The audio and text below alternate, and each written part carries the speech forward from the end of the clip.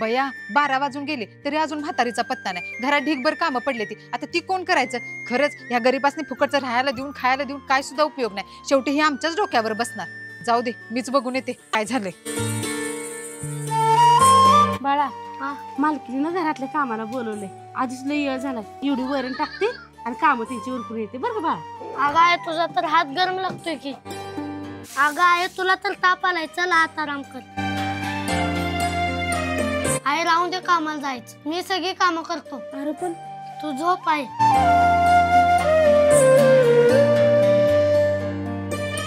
बाई काय रस्ते तर आहेत. शी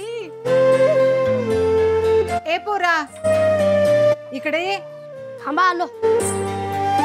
बोला की. आजी कुठे आहे रे तुझी? हाय की झोपल्या. दुपार झाली तरी अजून कामाला आली नाही. तुम्हा लोकांना सगळं फुकट भेटले ना, त्यामुळेच आमच्या डोक्यावर नाचायला लागलाय. बोला आजीला बाहेर. अहो तिला लई ताप आलाय. तुमचं काय काम होतं सांगा. माझ्या घरात ढीगभर भांडी पडली ती घासायची. तू घासणार आहेस? काय काम आहे सांगा म्हणे. अहो घासतोय की. आईसाठी काय पण करीन. अरे वा वा वा, आजीसाठी एवढं प्रेम. चला मग घासा भांडी.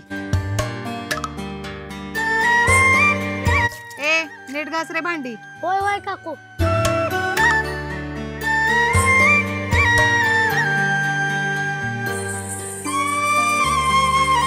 झाले काकू भांडी घासून. अजून काय करायचंय? जाते झाडांना पाणी घाल. बर बर.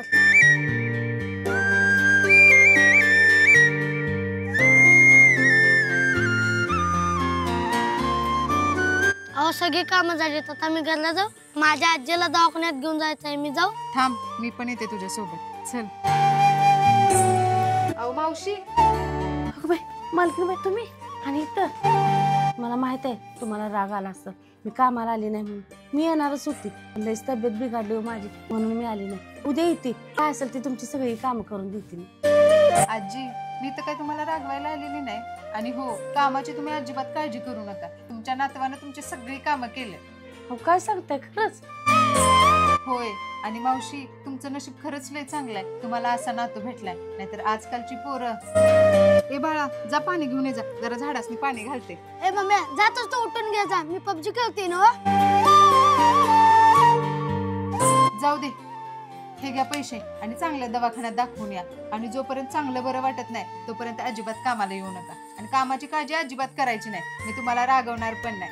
होय मालकीन बाई, खरंच लय उपकार आहे तुमचा आमच्यावर. असू देव मावशी. आणि हो, आजीची काळजी घे बरं का.